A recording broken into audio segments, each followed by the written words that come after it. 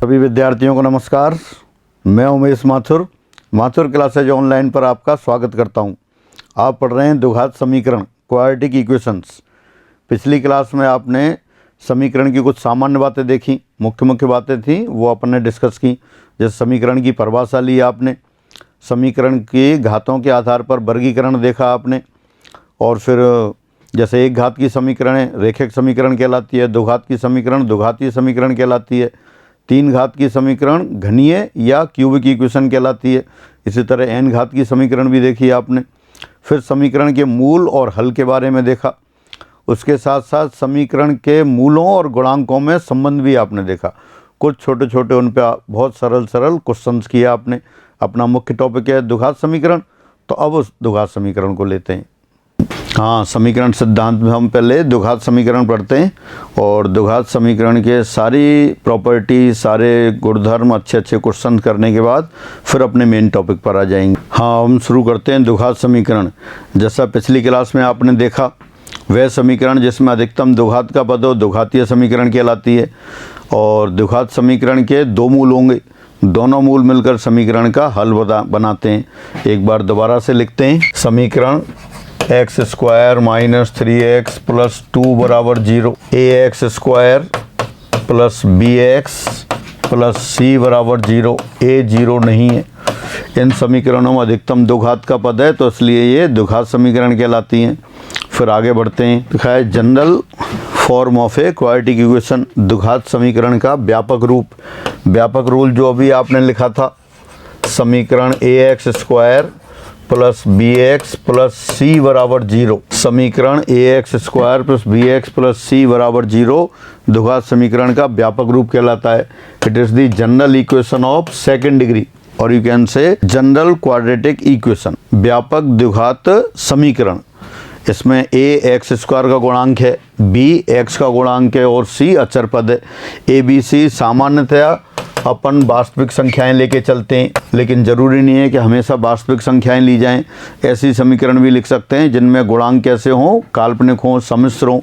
जैसे एग्जाम्पल लिख सकते हैं आप 3x square minus 4x plus 5 बराबर 0, 3 iota x square plus 7x minus 5 iota. ये इक्वेशन क्या है? दोनों ही द्विघात समीकरण है। ये जनरल इक्वेशन हो गई, इसमें एक्स स्क्वायर का भी पद है, एक्स का भी पद है और अचर पद भी है। ए बी सी सामान्यतया वास्तविक संख्याएं लेते हैं, बाकी सम्मिश्र संख्याएं भी हो सकती हैं। फिर आगे देखते हैं पूर्ण और अपूर्ण द्विघात समीकरण, complete and incomplete quadratic equation. जैसा नाम है, अगर सारे पद उपस्थित होंगे तो वो पूर्ण द्विघात समीकरण कहलाएगी। अगर कोई पद अनुपस्थित होगा तो वो अपूर्ण द्विघात समीकरण कहलाएगी। जैसे समीकरण ax square plus bx plus c बराबर 0, 3x square minus 7x plus 4 बराबर 0। ये दोनों कैसी हैं? कंप्लीट क्वाड्रेटिक इक्वेशन है, पूर्ण द्विघात समीकरण है। दोबारा से, ऐसी समीकरण जिसमें द्विघात समीकरण के तीनों पद उपस्थित हों पूर्ण द्विघात समीकरण कहलाती हैं, कंप्लीट क्वाड्रेटिक इक्वेशन कहलाती है। और जब अगर एक पद अनुपस्थित हो जाए, एक या दो पद, समीकरण ax स्क्वायर प्लस c बराबर 0, एक्स स्क्वायर माइनस 5x बराबर 0, सिंपली ax बराबर 0। ये तीनों क्या है? इनकम्प्लीट क्वाड्रेटिक इक्वेशन है, अपूर्ण द्विघातीय समीकरण है। तो फाइनली जैसा नाम से ही शो हो रहा है, सभी पद उपस्थित होंगे तो पूर्ण द्विघात समीकरण कंप्लीट क्वाड्रेटिक इक्वेशन, और कोई एक या दो पद अनुपस्थित होंगे तो वो अपूर्ण द्विघात समीकरण। निश्चित रूप से इसमें एक्स स्क्वायर वाला पद गायब नहीं होना चाहिए, ये तो मस्ट है। अगर ये एक्स स्क्वायर वाला पद गायब हो जाएगा तो द्विघात समीकरण नहीं बचेगी, तो एक्स स्क्वायर वाला पद गायब नहीं हो सकता, तब वो क्या कहलाएगी? अपूर्ण द्विघात समीकरण कहलाएगी। आगे बढ़ते हैं। फिर इसी का एक उपविभाजन आ गया। अब यहाँ लिख दिया शुद्ध द्विघात समीकरण, विशुद्ध द्विघात समीकरण, प्योर क्वाड्रेटिक इक्वेशन, यानी कि इसमें x वाला पद ना हो। समीकरण ax स्क्वायर प्लस c बराबर 0, 3x स्क्वायर माइनस 5 बराबर 0, 2x स्क्वायर बराबर 0। ये क्या है? प्योर क्वाड्रेटिक इक्वेशन है। इनमें सिर्फ सेकंड डिग्री का पद और 0 डिग्री का पद अचर पद है, x का पद नहीं है। तो ये क्या कहलाती है? ये शुद्ध द्विघात समीकरण कहलाती है। जैसे नाम है बस उन्हीं में सारी चीज़ इन्वॉल्व है, समाहित है। फिर आगे देखते हैं roots of a quadratic equation. द्विघात समीकरण के मूल। जैसा पहले से जानते हैं आप, द्विघात समीकरण है तो अधिकतम 2 मूल होंगे। मूल कौन से होते हैं? एस एक्स के वे मान जो समीकरण को संतुष्ट करते हैं उसके मूल कहलाते हैं। द्विघात समीकरण है इसलिए 2 मूल होंगे। आप एग्जाम्पल देख सकते हैं, एक्स के वे मान जो समीकरण a x square plus b x plus c बराबर 0 को संतुष्ट करते हैं समीकरण के मूल कहलाते हैं।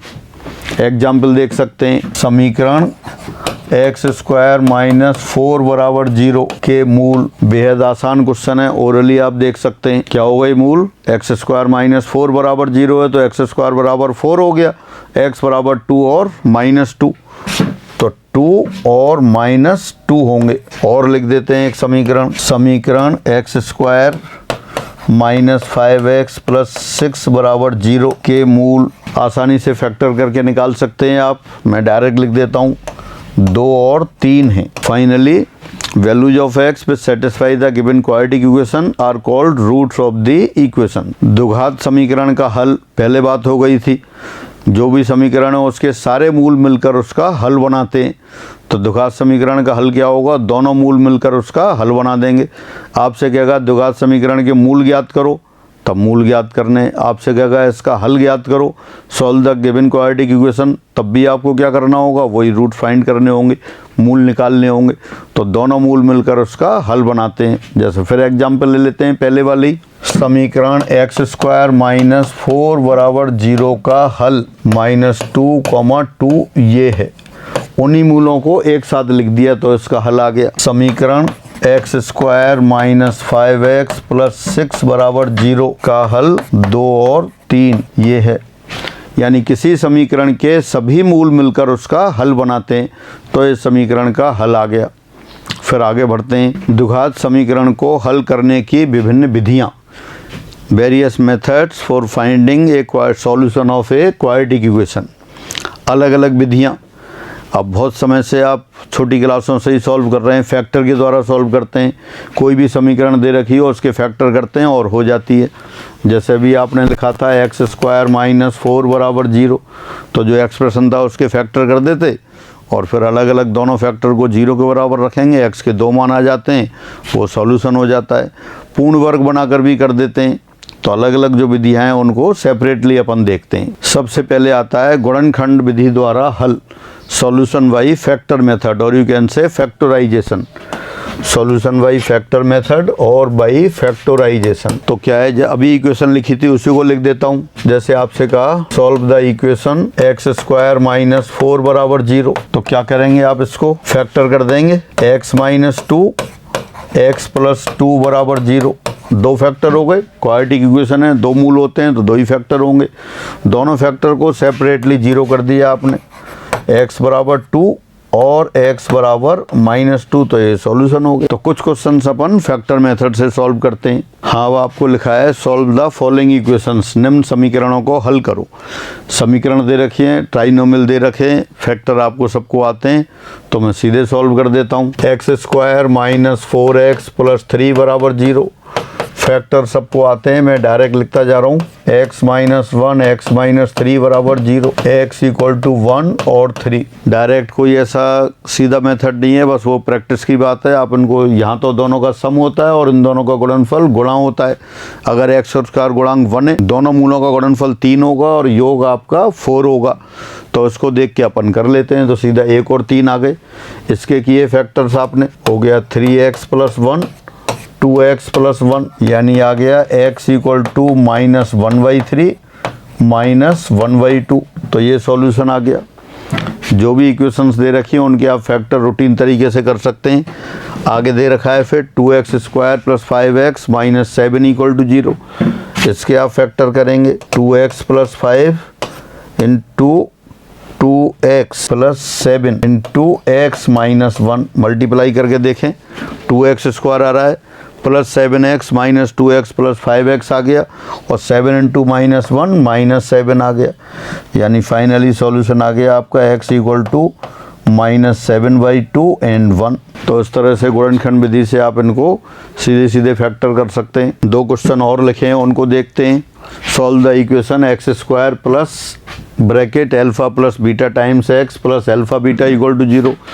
बेहद आसान क्वेश्चन है, पॉपुलर क्वेश्चन है, तो सिंपल सॉल्व कर सकते हैं। गिवन इक्वेशन दी समीकरण implies x plus alpha into x plus beta equal to 0। देख सकते हैं फैक्टर डायरेक्ट हो रहे हैं, x इंटू x² आ गया, x वाली टर्म मल्टीप्लाई करेंगे alpha x plus beta x, वही दे रखा है आपको, and alpha into beta. It means क्या आ गया आंसर, माइनस अल्फा और माइनस बीटा दोनों रूट्स आ गए। इसको सॉल्व करते हैं आप। A b x² plus bracket a plus b times x plus 1, ये इक्वेशन क्या हो जाएगा, given equation implies ax plus 1 bx plus 1 equal to 0। Finally आ गया x equal to -1/a and -1/b, ये रूट्स आ गए। तो बिल्कुल रूटीन तरीके से आप फैक्टर कर रहे हैं और सीधे रूट्स आ रहे हैं और वही सॉल्यूशन हो गया। फिर आगे बढ़ते हैं। Solution by completing the perfect square, पूर्ण वर्ग बनाकर हल। अब जो भी व्यंजक दे रखा होता है उसको परफेक्ट स्क्वायर में बदल दें।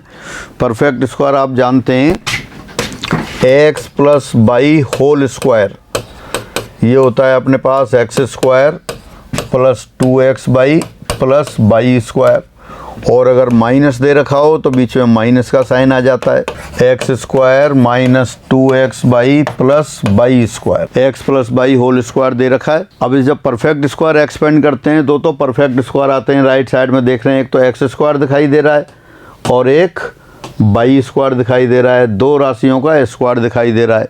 स्क्वायर साथ साथ उन दोनों के प्रोडक्ट का डबल और है। तो इसी अप्रोच से अपन क्या है, किसी भी कोई भी दे रखी होगी टर्म उसको परफेक्ट स्क्वायर में कन्वर्ट कर देते हैं अपन। जैसे आपको दे देते suppose x² plus 4x plus 1, आपसे कहा जाता है इसको परफेक्ट स्क्वायर बनाइए। तो परफेक्ट स्क्वायर देखें, यहाँ जो बीच वाली टर्म है, मिडिल टर्म है जो फर्स्ट डिग्री की, वो 2x बाई वाली टाइप है।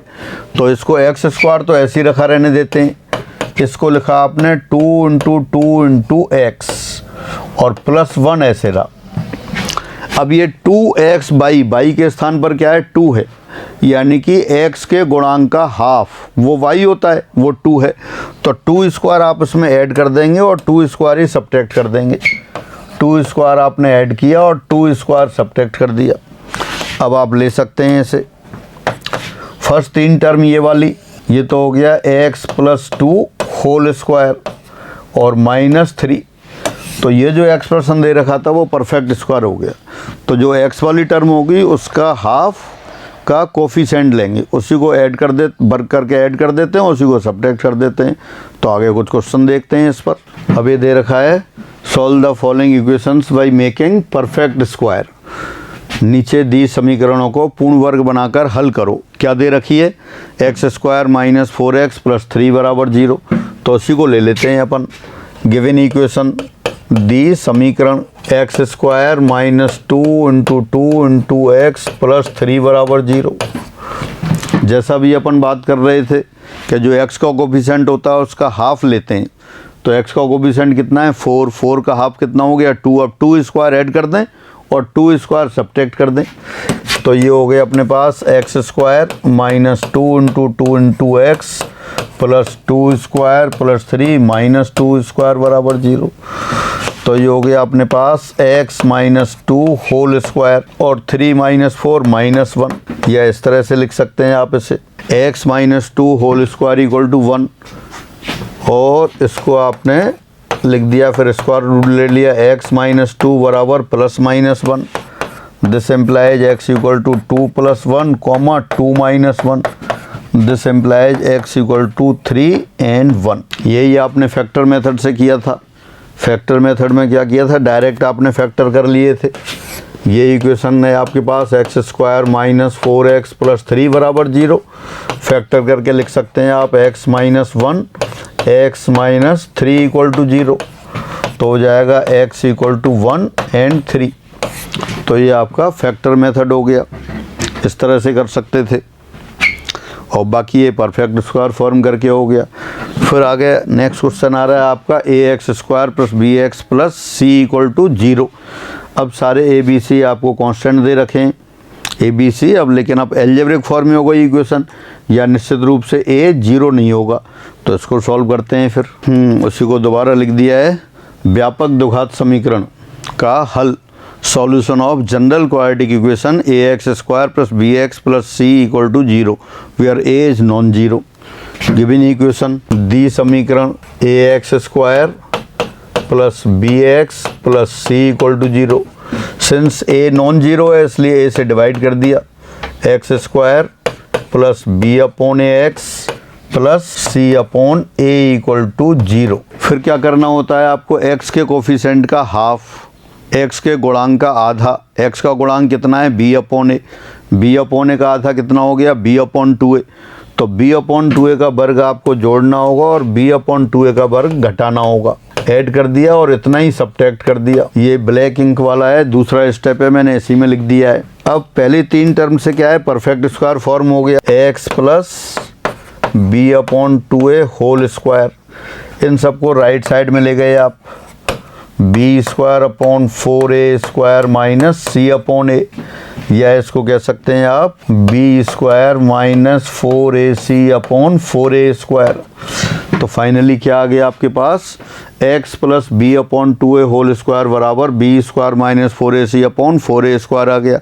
अंडर रूट ले लेते हैं। This implies x + b/2a whole square, this equal to whole square हटा दिया, plus minus under root b² - 4ac/2a। अब एक b/2a को राइट साइड में पहुंचा दिया, x बराबर -b/2a plus minus under root b² - 4ac/2a।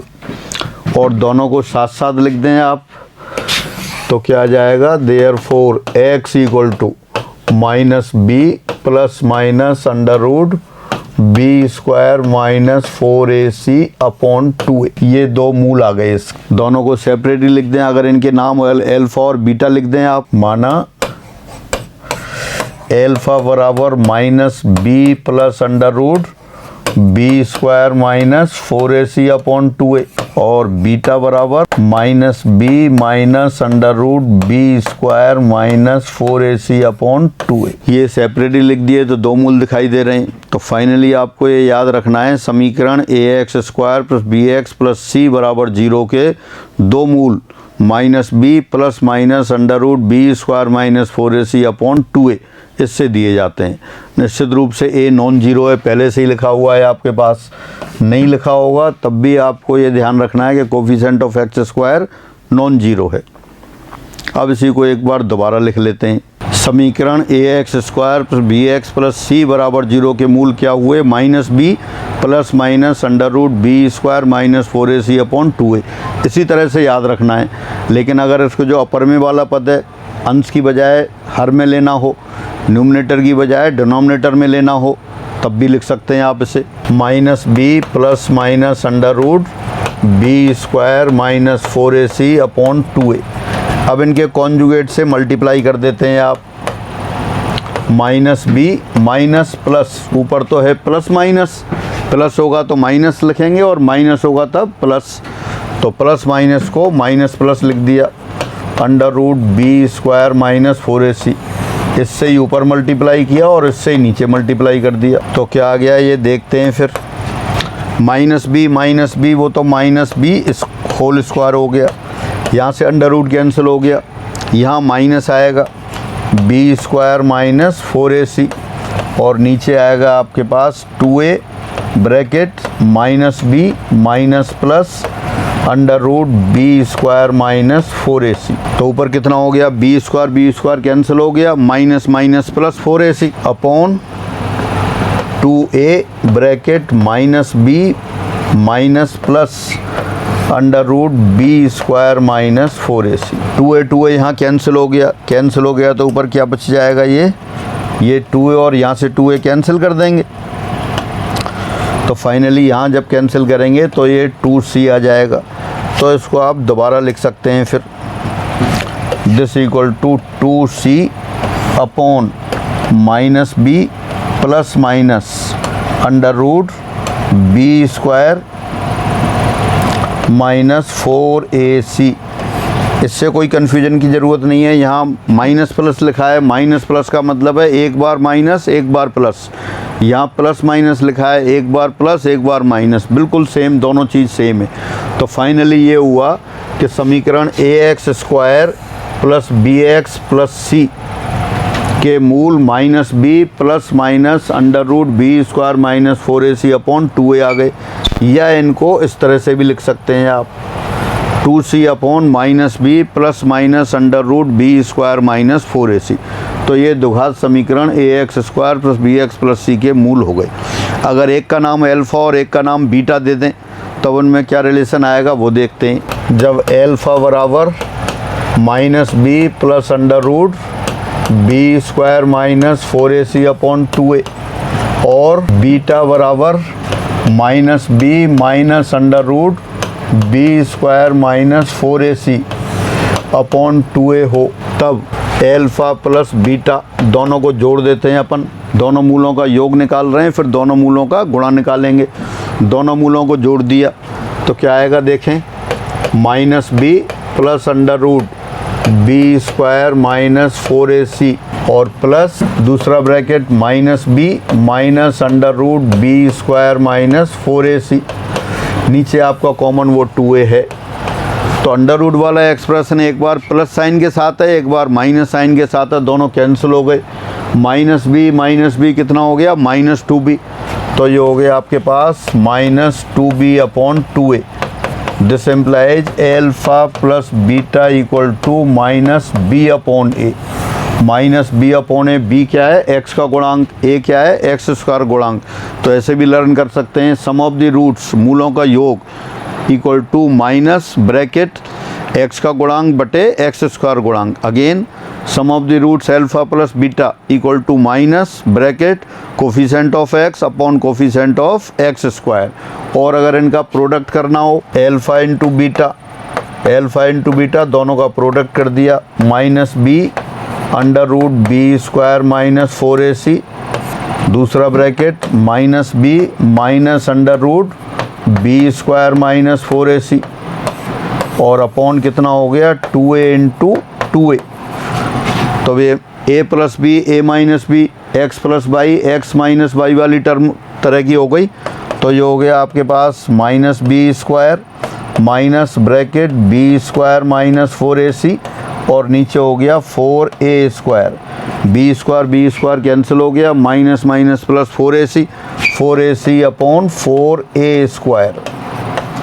4a cancel हो गया। तो फाइनली एल्फ़ा इंटू बीटा बराबर c अपॉन a, यानी product of the root c upon a आ गया। c upon a constant term upon coefficient of x square. तो finally आप ये लर्न करके रखेंगे। अब इन सबको एक बार दोबारा लिख लेते हैं। हाँ, देखते हो सबको दोबारा एक बार लिख दिया है।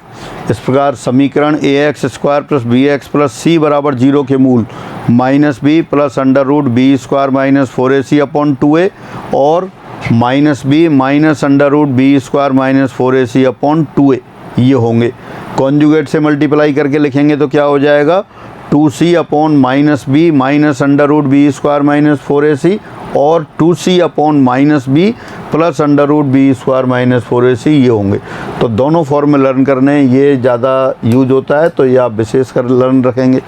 यदि इन मूलों को संकेत अल्फ़ा बीटा से व्यक्त करें, यानी पहले रूट को अल्फ़ा और दूसरे रूट को बीटा ले लें, तो अल्फ़ा प्लस बीटा आ जाएगा माइनस बी अपॉन ए, यानी minus b upon a minus x का गुणांक बटे एक्स स्क्वायर का गुणांक। या आप कह सकते हो minus coefficient of x upon coefficient of x square. और इसी तरह से एल्फ़ा बीटा सी अपॉन ए यानी कि अचर पद बटे एक्स स्क्वायर गुणांक। ये आप यहाँ कह सकते हैं constant term upon coefficient of x square, ये हो गया। और लास्ट में लिखा है ax square plus bx plus c बराबर a times x minus alpha x minus beta.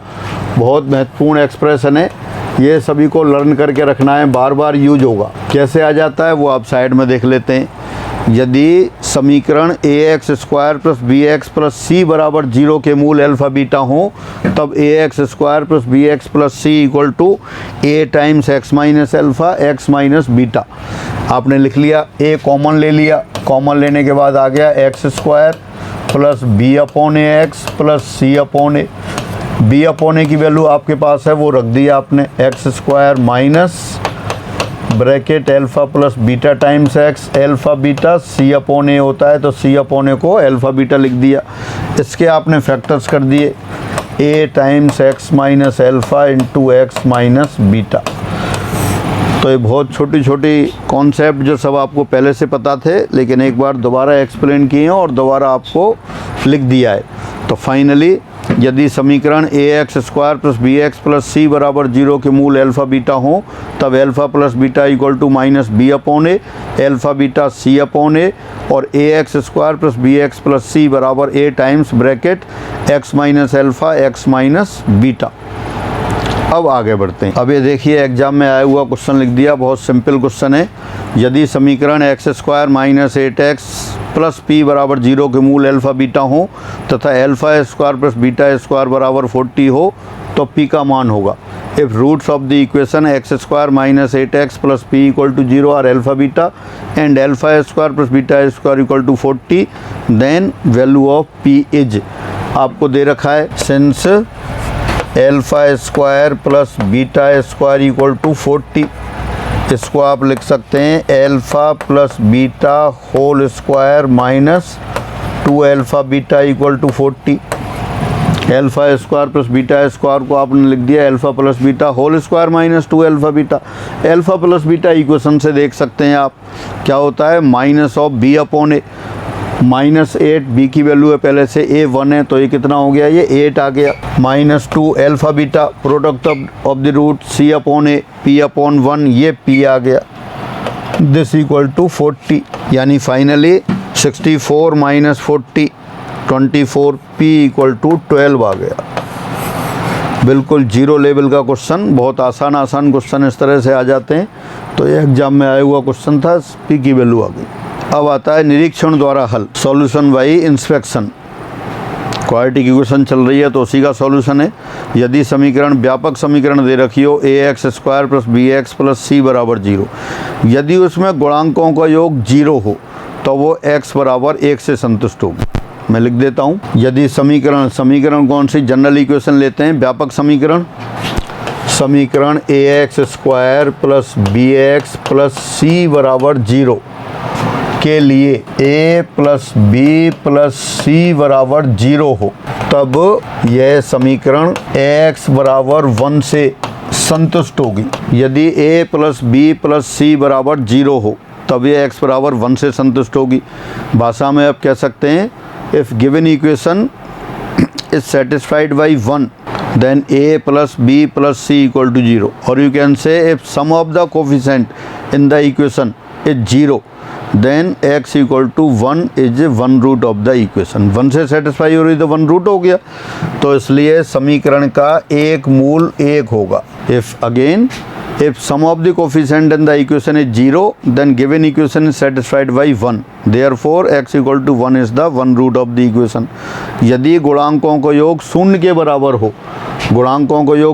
बराबर हो, तो समीकरण का एक मूल 1 होगा। अब एक मूल 1 है तो दूसरा मूल मान लेते हैं, माना समीकरण का दूसरा मूल अल्फ़ा है, इसलिए अल्फ़ा इंटू 1 क्या हो गया, मूलों का गुणनफल। एक मूल 1 है, दूसरा अल्फ़ा है, तो मूलों का गुणनफल कितना हो गया, अल्फ़ा इंटू 1।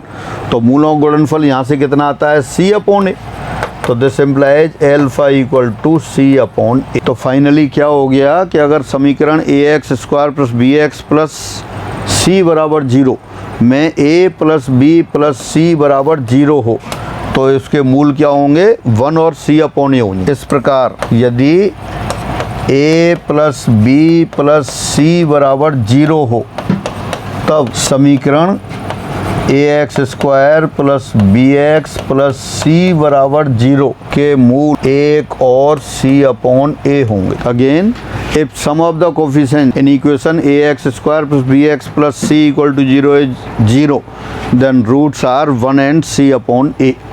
एक और सी अपॉन ए होंगे। इसी तरह से एक और समीकरण के लिए लिख सकते हैं, इसी प्रकार यदि a minus b plus c बराबर 0 हो तब समीकरण ax square plus bx plus c बराबर 0 के मूल। अब क्या लिख दिया है आपने, a minus b plus c बराबर 0 लिख दिया है। इसका मतलब x बराबर -1 से सेटिस्फाई हो रही है। जब x बराबर -1 लिखेंगे तो a इंटू -1 स्क्वायर हो तो 1 हो गया, b into -1 minus b plus c ये आएगा। इसका मतलब मूल एक तो -1 हो गया, एक -1 है, दूसरा मूल अल्फ़ा एज्यूम कर लेंगे आप, तो गुणनफल जब निकालेंगे अल्फ़ा इंटू -1 तो सी अपॉन ए आएगा, यानी कि अल्फ़ा बराबर माइनस सी अपॉन ए आ जाएगा। तो याद रखेंगे इसके मूल -1 और सी अपॉन ए होंगे, माइनस सी अपॉन ए होंगे। जैसे एग्जाम्पल देख सकते हैं आप, समीकरण x square plus 4x plus 3 बराबर 0 के मूल। अब आप यहाँ देखें a बराबर कितना है आपका, यहाँ a बराबर 1 है, b बराबर 4 है, c बराबर 3 है। तो a minus b plus c 0 हो गया, तो इसके मूल क्या होंगे, -1 और -3। -1 तो हो गया, सी अपॉन ए -3 के बराबर आ गया। तो फाइनली अब आप ये लर्न करके रखेंगे कि समीकरण ax square plus bx plus c बराबर 0 में यदि गुणांकों का योग 0 हो, if sum of the coefficient is 0 then roots are 1 and c upon a, तब मूल एक और सी अपॉन ए होंगे। अब इस पे आधारित कुछ क्वेश्चन देखते हैं आप। अब यहाँ देख सकते हैं जो अभी इक्वेशन लिखी थी उसी को लिख दिया है दोबारा। समीकरण x square minus 4x plus 3 बराबर 0। तो यहाँ आप देखें a बराबर 1, b बराबर -4, c बराबर 3, therefore a plus b plus c बराबर 0। a plus b plus c बराबर 0 है, तो समीकरण के मूल क्या हो गए, समीकरण के मूल आ गया 1 और c अपॉन a 3/1 या 1 और 3 होंगे। क्या देख रहे हैं अपन, ये देख रहे हैं कि समीकरण के गुणांकों का योग 0 है और समीकरण के गुणांकों का योग 0 है, तो मूल क्या हो जाते हैं 1 एंड सी अपॉन ए। तो 1 और सी अपॉन ए यानी 1 और 3 आ गए आपके। आगे देखते हैं अगला क्वेश्चन। ये समीकरण पहले भी लिखी थी आपने, समीकरण 2x square plus 5x minus 7 बराबर 0 के मूल। अब फिर देख सकते हैं यहाँ आप, यार a equal to 2, b equal to 5, c equal to -7। तो therefore a plus b plus c बराबर 0 आ गया। तो मूल क्या होगा, एक तो 1 हो गया और दूसरा क्या आएगा c अपॉन ए। c क्या है -7, a क्या है 2, तो ये -7 अपॉन 2 होंगे। ये इसके रूट्स हो गए। तो डायरेक्ट जब भी आपको ऐसा लगे, दिखाई दे जाए कि a plus b plus c बराबर 0 है, तो डायरेक्ट लिख देंगे 1 एंड c अपॉन ए। और आगे क्वेश्चन देखते हैं। फिर क्या आ गया, समीकरण 3x square plus 8x plus 5 बराबर 0 के मूल। अब यहाँ क्या है, यहाँ चेक करते हैं दोबारा से। यहाँ a बराबर 3, b बराबर 8, c बराबर 5। तो therefore a plus b plus c, a plus b plus c 0 आ रहा है क्या, नहीं आ रहा, 0 नहीं है। लेकिन क्या आ रहा है यहाँ a minus b plus c बराबर 0 आ रहा है। तो इसके मूल क्या हो गए फिर, जब a minus b plus c बराबर 0 आता है तो एक मूल -1 होता है, तो एक मूल -1 लिख दिया और दूसरा -c अपॉन ए -5/3 आ गया। इसको आप सत्यापन कर सकते हैं, वेरीफाई कर सकते हैं, सेटिस्फाई करा के कर ही सकते हैं और आप फैक्टर्स भी कर सकते हैं।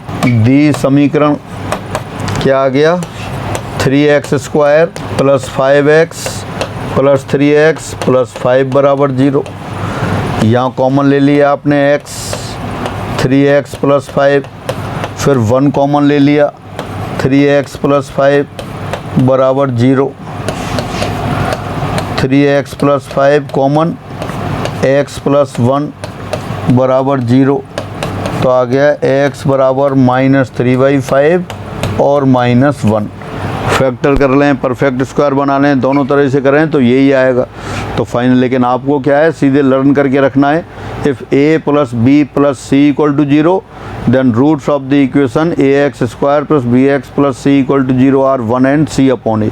If a minus b plus c equal to 0 then roots of the equation ax square plus bx plus c equal to 0 are -1 and -c upon a। एक और एग्जाम्पल देखते हैं, बहुत पॉपुलर इक्वेशन है। अभी किसी ने प्रॉब्लम के केस में भी डाला था कि इसका सॉल्यूशन बता दो, फिर मैंने उनको लिख दिया था कि अभी चैप्टर आ रहा है उसके साथ करेंगे। a minus b x square plus b minus c x plus c minus a बराबर 0 के मूल हैं। Roots of the equation a minus b x square plus b minus c x plus c minus a बराबर 0। तो यहाँ आप देख सकते हैं, अब यहाँ ए बी सी की जगह मैं कैपिटल ए बी सी लिख देता हूँ। Capital A minus B, capital B minus C, capital C minus A. तो therefore capital A plus capital B plus capital C बराबर 0, यानी समीकरण में गुणांकों को योग 0 आ गया। तो इसलिए समीकरण के मूल क्या हो जाएंगे, 1 और c अपॉन ए। c क्या है यहाँ, c minus A upon a minus B, ये होंगे, ये इसके मूल आ गए। अपने यहाँ लिखा है एक्स स्क्वायर का गुणांक a माइनस बी, एक्स का गुणांक b माइनस सी और अचर पद c माइनस ए। कई बार इसकी जगह यहाँ b माइनस सी लिखा होता है। इक्वेशन दोबारा से लिख दें, b minus c x square plus c minus a times x plus a minus b बराबर 0। अब अगर इसके मूल लेने होंगे आपको के मूल, तो क्या हो जाएंगे 1 और a minus b upon b minus c, ये होंगे।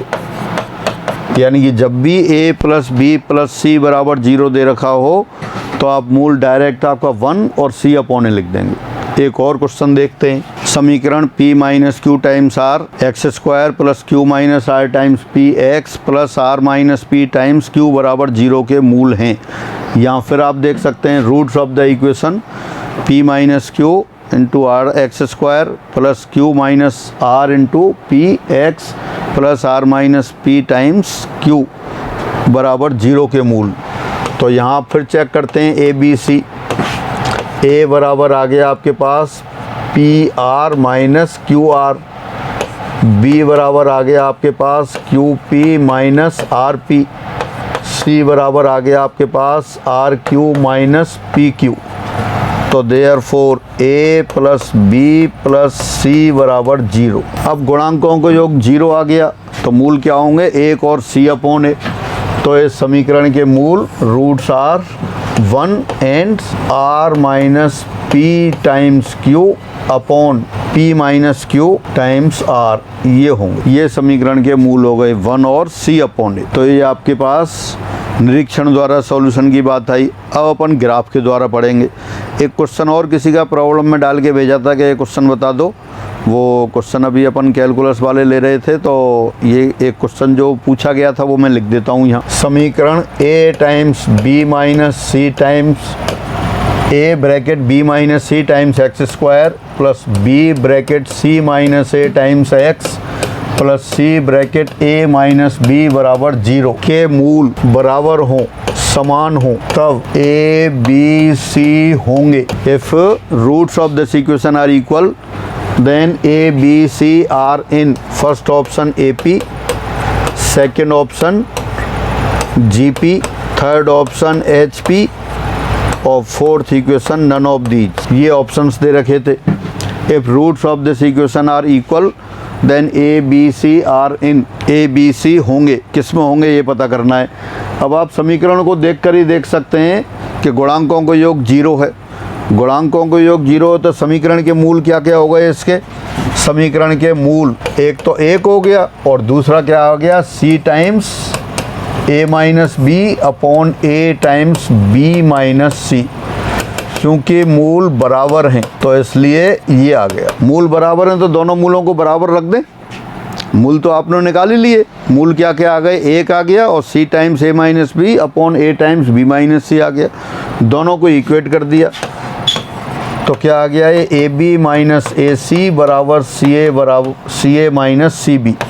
ए सी एक साइड ले गए, सी बी वाली टर्म इधर ले आए तो बी कॉमन आ गया, यहाँ ए प्लस सी, इधर आ गया 2ac, यानी b बराबर हो गया 2ac अपॉन a प्लस सी।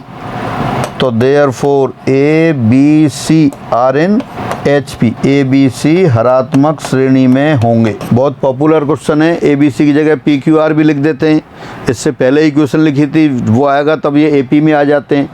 इससे पहले इक्वेशन कौन सी थी, अगर इस इक्वेशन की जगह आप ये लिख दें b minus c x square plus c minus a times x plus A minus b बराबर 0, जो इक्वेशन लिखी है उसकी जगह अगर ये इक्वेशन लिख देंगे तो रूट्स AP में आ जाएंगे।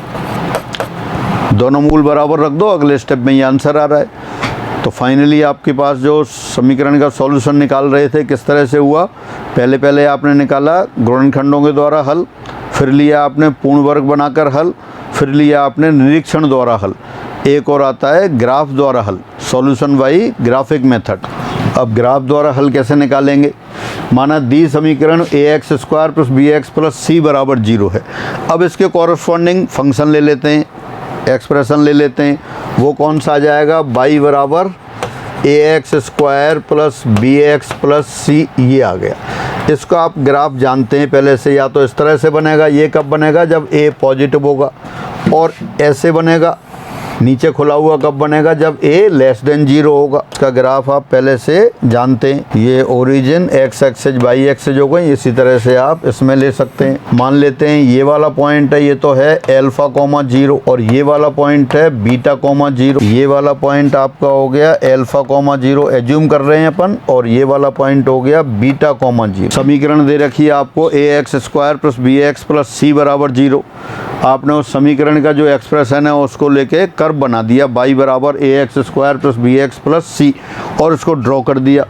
अब ये और x अक्ष ले लेते हैं, वक्र 1 एवं x अक्ष की समीकरण क्या होती है, y बराबर 0 को हल करने पर अगर x अक्ष और जो गिवन कर्व है उन दोनों को सॉल्व करें तो सॉल्व करने की प्रोसेस में क्या होगा, y बराबर 0 यहाँ रखा जाएगा, y बराबर 0 रखा जाएगा तो क्या आ जाएगा, ये ax square plus bx plus c बराबर 0 आ जाएगा। और ये जो समीकरण आएगी ये किन को व्यक्त करेगी, ये वक्र और x अक्ष के प्रच्छेद बिंदुओं को व्यक्त करेगी। वक्र और x अक्ष के प्रच्छेद बिंदु क्या हैं, अल्फा कॉमा 0 और बीटा कॉमा 0 है। दोनों केस में आपने यही लिख लिए, अपने पास तो एक ही केस होगा। तो ये इसका मतलब इस समीकरण के मूल अल्फा और बीटा आ गए। यानी फाइनली ये हुआ, अगर कोई समीकरण दे रखी हो ग्राफ द्वारा सॉल्यूशन निकालना है, या तो ग्राफ दे रखा होगा पहले से, या आप ग्राफ ड्रॉ कर सकते हैं।